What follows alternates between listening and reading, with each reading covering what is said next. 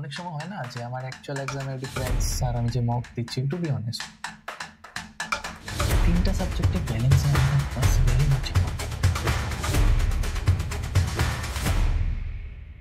আমি প্রথমত বলবো রাজদীপকে সবাই একটু চেনা উচিত। রাজদীপ, তুমি বেসিক একটা ইন্ট্রোডাকশন দাও তোমার ফ্যামিলি অ্যান্ড স্কুলিং এসব। মাইসেলফ রাজদীপ ঘোষ। আমি JEE অ্যাডভান্স 2025-এ AIR 1838 পেয়েছি। আমি আমার স্কুলিং করেছি from Don Bosco school Agartala. Family মা বাবা আর একজন ছোট বোন আছে।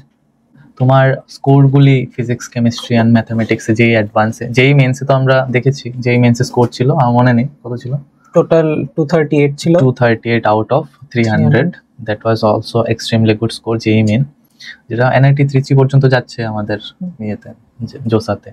যাই হোক, এবার যেহেতু অ্যাডভান্সটা ক্লিয়ার হয়েছে ওইখানে ফিজিক্সও ওকে, কারণ ফিজিক্স পেপার কিন্তু এবার সববারের মতো আসেনি, গতবারের মতো আসেনি। Physics paper 2 was B tough for every student. আমরা ন্যাশনাল লেভেলেও যদি দেখি ফিজিক্স স্কোর খুব বেশি ওঠেনি, স্টিল সে যে স্কোরটা এনেছে সেটা যথেষ্ট ভালো স্কোর। ঠিক আছে রাজদীপ, আমি যদি প্রথমে ফিজিক্স নিয়ে আসি, ফিজিক্স টিচার আমি যদি ফিজিক্সটা নিয়ে নিই, যদি বলি আমি আজকে স্টুডেন্ট হয়ে যাই, একটা করে কোয়েশ্চেন তোমাকে করি। ধরো আমি বললাম স্যার ফিজিক্সে কি বই পড়বো, আমি যেই করতে, প্রথম তো যেই নিট, মনে করো একটা স্টুডেন্ট ডিসাইড করলো যে আমি যেই করবো, তো যেই মধ্যে যেই মেন প্রথম ধাপ, যেই অ্যাডভান্স দ্বিতীয় ধাপ, তাহলে স্যার আমার ফিজিক্সের রিসোর্স কি কি থাকা উচিত, আমাকে জিজ্ঞেস করলে কি বলবো?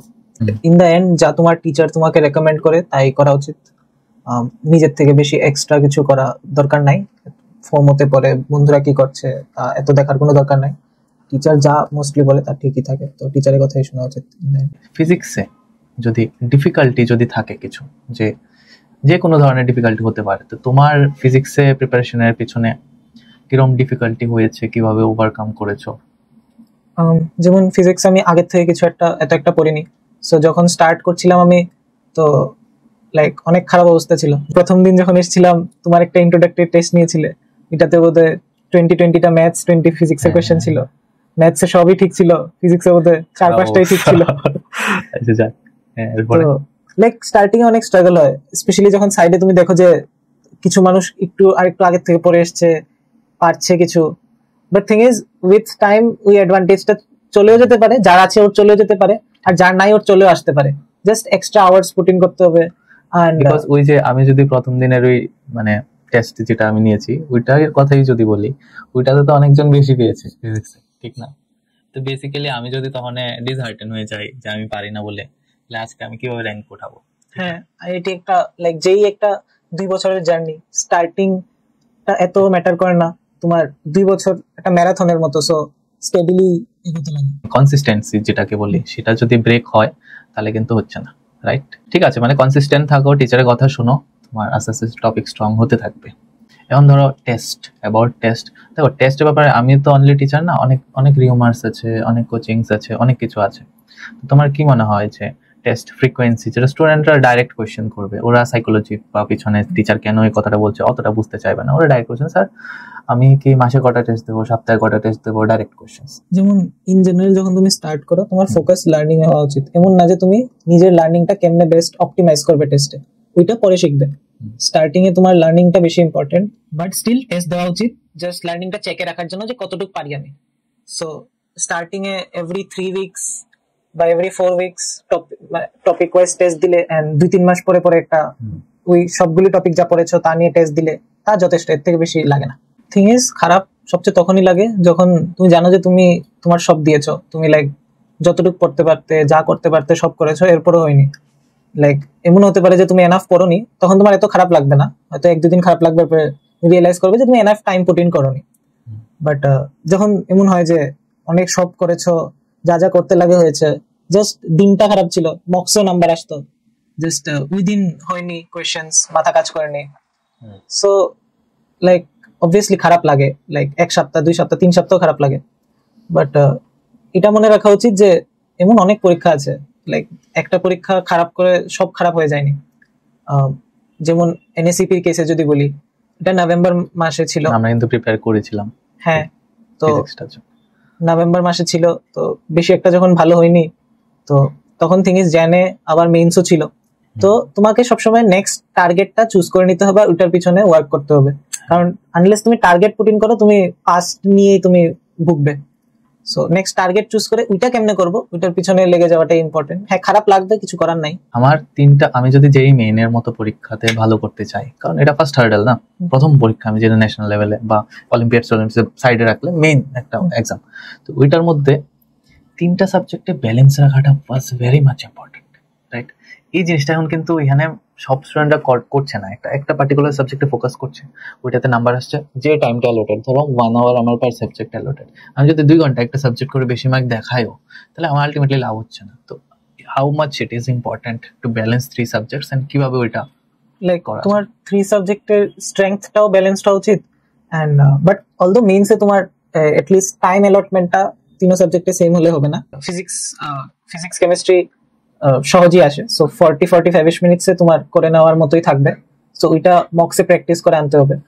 এছাড়া যদি একটা সাবজেক্টই তোমার ভালো হয় বা, তো ওইটা এত ভালো হওয়া উচিত যে তোমার এটাতে কম টাইম লাগে বেশি মার্কস তুলতে, এমন না যে তুমি বেশি টাইম দিয়ে, বেশি পারিটা ইম্পর্টেন্ট না, হ্যাঁ কম টাইমে বেশি পারাটা ইম্পর্টেন্ট, হ্যাঁ এমন না যে তুমি 2 ঘন্টা দিয়ে এরপরে তুমি 100 স্কোর করছো, তাহলে এত পারিটা ওইটা আর হলো না। ঠিক। আর সেকেন্ড যেটা আমার মাথার মধ্যে এসেছে, যখন আমরা এনএসিপি দিয়ে আসলাম, তুমি দিয়ে আসার পরে আমরা দেখলাম যে স্যার আমরা তো 150 উপরে পারি, স্কোর করতে পারি, কিন্তু পরীক্ষার হলে আমি দিতে পারিনি। এনএসিপি কথা পার্টিকুলারলি বলছি, তো ওই জায়গাটার মধ্যে কি ডিফারেন্সটা? লাইক পার্টিকুলারলি এনএসিপি তে আমার যা ভুল হয়েছিল, এনএসিপি তে ক্যালকুলেটরস অ্যালাউড ছিল, তো আমি অলমোস্ট যা কোয়েশ্চেন আমি নরমালি করতে পারি, আমার হাতে একটা ক্যালকুলেটর ছিল, তো আমি এটাকে সাইডে না রেখে ওইটাকে হাতে নিয়ে এরপরে কোয়েশ্চেন দিকে দেখছিলাম করছিলাম, তো ওটা করাটা ভুল ছিল। লাইক ক্যালকুলেটরটা জাস্ট একটা জিনিস, খুবই কঠিন যদি কিছু একটা ক্যালকুলেশন আসে তখনই ওটা উঠানো উচিত, এছাড়া এটা সাইডে রেখে দেওয়া উচিত আই থিঙ্ক পার্সোনালি। প্লাস বেশি নার্ভাস ছিলাম কারণ এটা লাইক ফার্স্ট মেজর এক্সাম ছিল, যেটার জন্য অনেক পড়েছিলাম, তো it's okay, like first major exam তো একটা থাকবেই তোমার, এটা ভালো হলে তো you are lucky, otherwise it's okay, আরো বহুত পরীক্ষা আছে। এন্ড থিং ইজ তোমার নার্ভাসনেসটা উইথ এক্সাম কমে যায়, যেমন আমি অনেক নার্ভাস ছিলাম এনএসিপির সময়, ইভেন ফার্স্ট মেইনস এর সময়, বাট যখন আমার মনে আছে আমি যে অ্যাডভান্সের পরীক্ষা দিতে গেছি, আগের দিন আমার অলমোস্ট টু বি অনেস্ট কিছুই ফিল হচ্ছিল না, লাইক না নার্ভাসনেস ছিল না কিছু ছিল, অনেকটা খুশি ছিলাম এটা যে কিছু একটা শেষ হচ্ছে, ফুলফিল হচ্ছে কিছু একটা, কম্পারেটিভলি ভালো হয়েছে। হ্যাঁ কারণ যে মক টেস্ট তুমি তো দিয়েছো মেইনলি জিএমটিএস বা অনলাইন কিছু দিয়েছো, তো ওটা লাইক অনেক সময় হয় না যে আমার অ্যাকচুয়াল এক্সামের ডিফারেন্স আর আমি যে মক দিচ্ছি, টু বি অনেস্ট জিএমটিএস যেমন দিয়েছিলাম ওটা আমরা একটা সিরিয়াস এনভায়রনমেন্টই দিয়েছিলাম, যদি তুমি এক্সামে নিজের কম্পোজারটা মেইনটেইন করতে পারো দেন মক লাইক মার্কস তুমি আনতে পারো। যেমনটা তুমি যে অ্যাডভান্সের আগে যে মাইন্ডসেটটা নিয়ে গেছিলে একটা, ওইটাই প্রত্যেকটা এক্সামে যাওয়া উচিত ছিল, ওই সেম মাইন্ডসেটে, বেসিক্যালি এটাই তো কথা না? লাইক এটা বলা তো ইজি, বাট স্টার্টিং এর এক্সামে ওই মাইন্ডসেটটা থাকে না, জাস্ট উইথ এক্সামস আসে। আমরা যেহেতু শেষ করেছি, আমরা যেহেতু করে নিয়েছি, নাও আমাদের পক্ষে বলা ইজি, বাট আমরা বলবো বারবার যে দেখো তুমি এটাকে ফেক করো, যদি ভয় লাগেও কনফিডেন্সটাকে ফেক করা উচিত, রাইট? তুমি আরে ওরা রাজীব দাদা তোর বলেছে যে আমি এরকম করেছি আমার লস হয়েছে, আমি এরকম না করলে আমার লাভ হয়েছে, তাহলে আমি লস মেকিংটা করবো না, সিম্পল এজ এ প্রফেশন ভাবো যে এটা করলে লস হয়, এটা করবো না। অলসো আরো যে জাস্ট যেই মেইনস আর অ্যাডভান্স ছাড়া আরো যা এন্ট্রান্স এক্সামস আছে তাও দেওয়া উচিত, not just cause as backup colleges or something, but cause ওইগুলোতেও কিছু নার্ভাসনেস ফিল হবে, কারণ এত ফিল হবে না, কারণ এত প্রিপেয়ার করনি স্পেসিফিকলি তুমি, বাট প্রিপেয়ার করতে পারো। যেমন ডব্লিউবিসি তে আমার স্কোর তো ভালো এসেছে, অনেক ভালো এসেছে, র‍্যাঙ্ক মেজার করলে র‍্যাঙ্ক তো আসেনি আমার, বাট টপ 20 তো আশা করা যায়। তো যাই হোক, ওই এক্সামটা তো আমরা ডব্লিউবিজি প্রিপেয়ার করে তো যাওনি, বেসিক্যালি মক্সও দেইনি, জাস্ট গিয়ে বসেছে, বাট থিং ইজ ওইটার কারণে এক্সাম দিতে দিতে নার্ভাসনেসটা আরো কমে যায়, সো এটা আরো এক্সামসও দেওয়া উচিত। তাহলে কি কি এক্সাম তুমি দিলে? ডব্লিউবিজি, ইউজি ডাবলই দিয়েছি, মানে ওই আমি একটা চার্ট দিয়েছিলাম, ওইটার মধ্যে কয়টা দিয়েছো? আচ্ছা ওটা তো দিয়েছি। বেশি কোশ্চেন করলে বেশি ফিজিক্স শেখা যায়? আমরা করেছি যথেষ্ট কোশ্চেন, বাট ধরো অনেক বেশি কোশ্চেন করতে লাগবে এরকম কি নেসেসিটি ফিল হয়েছে কোনো সময় যে অনেক বেশি একই কোশ্চেন বারবার ডিফারেন্ট বই থেকে করার? সব টপিক কভার করতে লাগে, বাট কোন একটা পার্টিকুলার টপিক থেকে এক্সেস কোশ্চেনস করার কোনো দরকার থাকে না। বেসিক্যালি ফিজিক্সে তো এরকম না, আমার যদি কনসেপ্টটা ডেভেলপ হয়ে যায় তাহলে I can attempt the questions, like same question দুইবার করা বেটার দ্যান ডুইং সেম টাইপের দুইটা কোশ্চেন।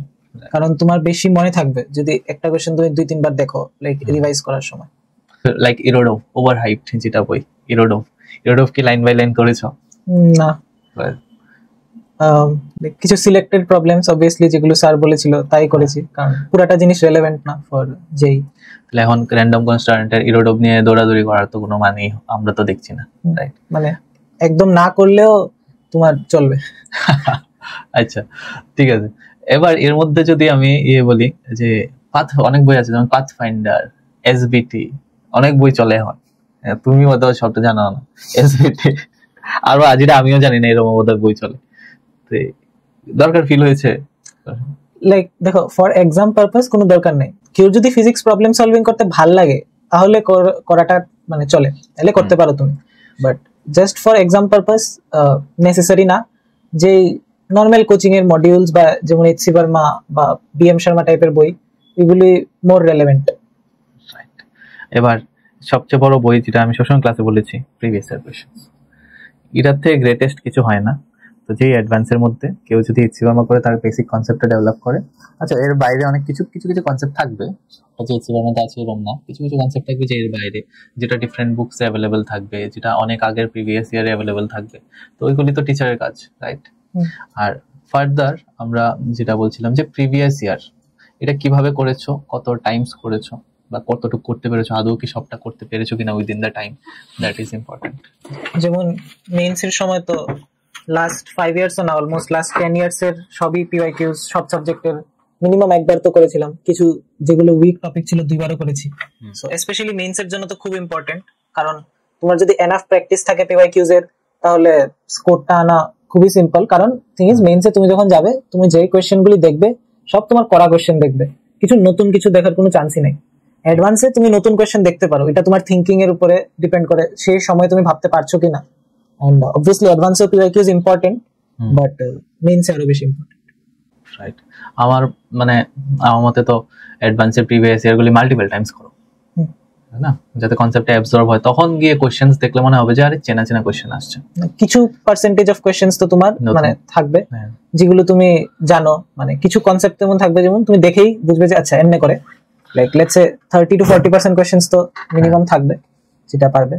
মেইনসে এটা 90% 95% হয়ে যায়, ম্যাচ করে যায়, আর নাম্বারটা কম আসে শুধু ওই সিলি মিস্টেকস এন্ড এগুলির কারণে।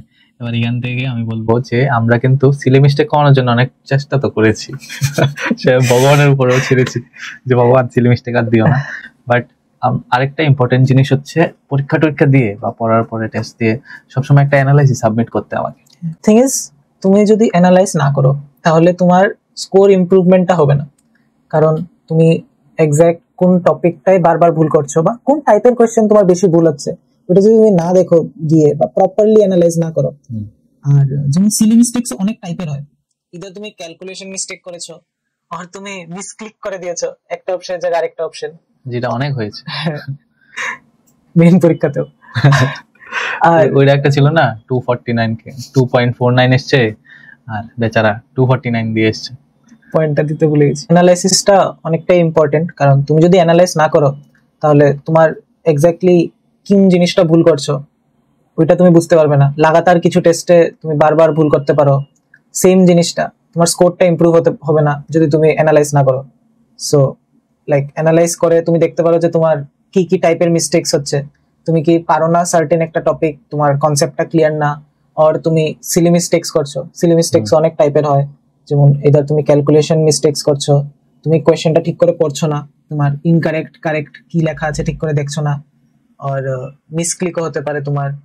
তো ওই মিস্টেকস গুলি যাতে না হয়, তো দেখো সিলি মিস্টেকস তো তুমি অবভিয়াসলি উইথ টাইম তোমার বেটার হবে, বাট সার্টেন টপিকসে যে উইকনেস আছে, মিসকনসেপশন আছে, কিছু হয়তো তুমি ভুলে গেছো বা তোমার মনে নাই, তো যখন তুমি অ্যানালাইজ করবে যে জিনিসটা তোমার মনে ছিল না পরীক্ষায়, ওটা যখন তুমি আবার দেখবে নেক্সট পরীক্ষায় ডেফিনেটলি ওটা মনে থাকবে। সো এর জন্য অ্যানালাইজ তো করাটা মোস্ট ইম্পর্টেন্ট, কারণ স্কোর ইমপ্রুভমেন্টের পার্সপেক্টিভে দেখতে গেলে। আচ্ছা, আরেকটা কোশ্চেন এসছে আমার মাথার মধ্যে যে how to revise the entire topic before exam. কারণ কি হয়, যখন আমরা শুরুতে পরীক্ষা দিই তখন আমার সিলেবাসের মধ্যে থাকে ফিজিক্সের 2টা চ্যাপ্টার, কেমিস্ট্রির একটা চ্যাপ্টার, ম্যাথসের 2টা চ্যাপ্টার, এরকম। তো তখনও মনে হয় যে বিশাল চ্যাপ্টার কবে রিভাইজ করব কম সময়। এরপরে যখন পরীক্ষা আস্তে আস্তে সিলেবাস হয়ে যায়, তখনও মনে হয় যে আবার 5টা চ্যাপ্টার থাকে, তখন মনে হয় আরে বিশাল চ্যাপ্টার এই টাইমে কভার হবে না। এরপর যখন ফাইনাল এক্সাম আসে তখন তো সবই আছে একই সাথে। থিং ইজ লাস্টের দিকে কিছু তোমার কমফর্ট চ্যাপ্টার্স ডেভেলপ হয়ে যাবে, লাইক যেগুলোতে তুমি না পড়েও তোমার না রিভাইজ করেও তোমার মোস্টলি মনে আছে সব, তুমি জাস্ট একটু গো থ্রু করলেই হবে। সো অবভিয়াসলি তোমার সেই কমফর্ট চ্যাপ্টারগুলি ডেভেলপ হয়ে যাবে। যেগুলোতে হবে না ওগুলোতে তুমি শর্ট নোটস যদি প্রিপেয়ার করে থাকো during preparation, short notes is important. Either তুমি প্রিপেয়ার করে থাকো স্ল্যাশ তুমি কোনোখান থেকে শর্ট নোট নিয়ে পড়ো।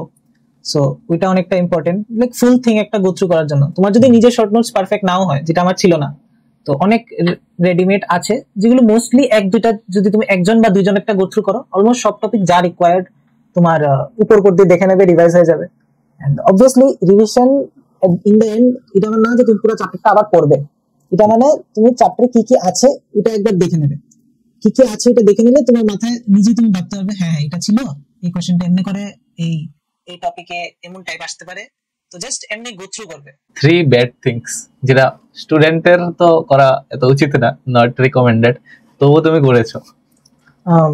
লাইক ইন জেনারেল তো এমনি কোনো লাইক রেগুলার সোশ্যাল মিডিয়াতে তো আমি ছিলাম না বা করি না, এখনো করি না, বাট ইউটিউব, মুভিজ, ওয়েব সিরিজে লাইক অনেক অ্যাক্সেস টাইম ওয়েস্ট করেছিলাম।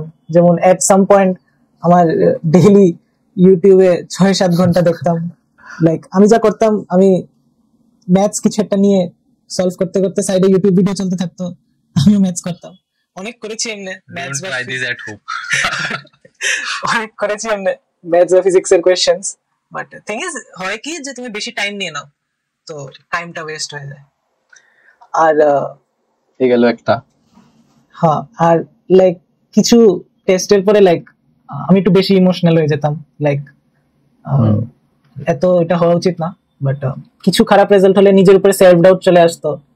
এন্ড আরেকটা জিনিস যেটা করা উচিত না বাট করেছি, যে লাইক অন্যদেরকে দেখে, লাইক অন্যদের মার্কস থেকে দেখে নিজেকে কম্পেয়ার করে, তো ওইটাও দেখে না, কারণ আমার কম্পিটিশন নিজের সঙ্গে, নিজেকে বেটার করতে হবে from what I was yesterday. আজকে যে ভুলটা করেছি কালকে যাতে এটা রিপিট না করি, এটা সবচেয়ে ইম্পর্টেন্ট, রাদার দেন আরেকটা বন্ধু কি করছে ওটা দিয়ে তো আমার মার্কসে কিছু আসে যায় না। থিং ইজ এটা অনেক ন্যাচারালি যে তুমি দেখছো যে তোমার বন্ধু কত পাচ্ছে, এটা পাচ্ছে, বাট ইন দ্য এন্ড এটা মনে রাখতে হবে যে তোমার কম্পিটিশন নিজের সঙ্গে। 10,000টা সিট আছে, তো একটু লাগে। এবার 3 গুড থিংস যেটা তুমি তোমাকে কমপ্লিমেন্ট করবে যে আমি এই জিনিসটা ভালো করেছি। আই থিংক আমার এত ব্যাকলগস ছিল না, আমি মোস্টলি যা টিচার বলতো টাইমে করে নিতাম, homeworks on time and all. Also আমি লাইক PYQs অনেক ভালো করে করেছি, which I think helps a lot, and consistently পড়েছি। লাইক কোনো এমন হয়নি যে এক সপ্তাহ পড়েও কনসিস্টেন্সি, মানে less amount of backlogs, no backlog তো ছিলই না, ব্যাকলগ তো ছিল হয়েছে, তো লেস অ্যামাউন্ট অফ ব্যাকলগ। আর থার্ড I think আমি more than sufficient amount of tests দিয়েছি, এন্ড আমি খালি জেইর জন্য প্রিপেয়ার করিনি, অনেক মোর দেন ওয়ান এক্সামের জন্য প্রিপেয়ার করেছি, which in the end helps, কারণ থিং ইজ কিছু জিনিস জেইর পার্সপেক্টিভ থেকে হয়তো তোমার রেলেভেন্ট লাগে না, বাট আমি যেহেতু বাকি আরো এক্সামের জন্য প্রিপেয়ার করেছি তো ওইগুলো আমার কভার ছিল, which in the end broadened my thinking skills, তো obviously এটা হেল্প করেছে। ঠিক, তো আমি এখানে যেটা অ্যাড করব, যেটা আমার তরফ থেকে অ্যাজ এ টিচার তোমার বেস্ট পার্ট, তোমার না শুধু তোমাদের গ্রুপের সবারই, is having a proper mindset towards the exam. Exam আমাকে খাচ্ছে না, আমি কি অনলি ফর দ্য এক্সাম ওই থিঙ্কিংটা চেঞ্জ করে নিতে লাগে। It's just a exam, just an exam, এরকম এই থিঙ্কিংটা থাকা উচিত যে যাই হোক না, আমি তো সাপোজ কম্পিউটার সায়েন্স পড়তে চাই বা ইঞ্জিনিয়ারিং পড়তে চাই, একটা ভালো ইঞ্জিনিয়ারিং পড়তে চাই, তো এটা পড়ার জন্য আমি পার্টিকুলার একটা ট্যাগের পিছনে যদি পাগল হয়ে যাই উইদাউট এনি ইললজিক্যালি, তখন কিন্তু আমার মধ্যে এক্সট্রা প্রেশার চলে আসে, রাইট? আর এখানে কিন্তু আমি আরেকটা জিনিসও বলবো, ওর তোমার প্যারেন্টসের যে সাপোর্টটা, এটা ইম্পর্টেন্ট, যে ওরা বায়াস না হওয়া যে তোর এটাই করতে লাগবে, তোর এটাই করতে লাগবে, ঠিক না? এই জিনিসটা অনেক হেল্পফুল, এটাও একটা পজিটিভ। কিন্তু প্যারেন্টস কোনোদিন ইন্টারফেয়ার করেনি, প্যারেন্টসের ট্রাস্ট ছিল আমার উপরে যে আমি জানি আমি কি করছি, এন্ড আমি যে কনসিস্টেন্টলি পড়ছি। থিং ইজ যখন প্যারেন্টস তোমার উপরে ট্রাস্ট করে তো একটা ভার আসে নিজের উপরে যে আমিও ট্রাস্টটা রাখতে হবে, একবার ভেঙে গেলে ট্রাস্টটা আবার আনা অনেক টাফ। So yeah.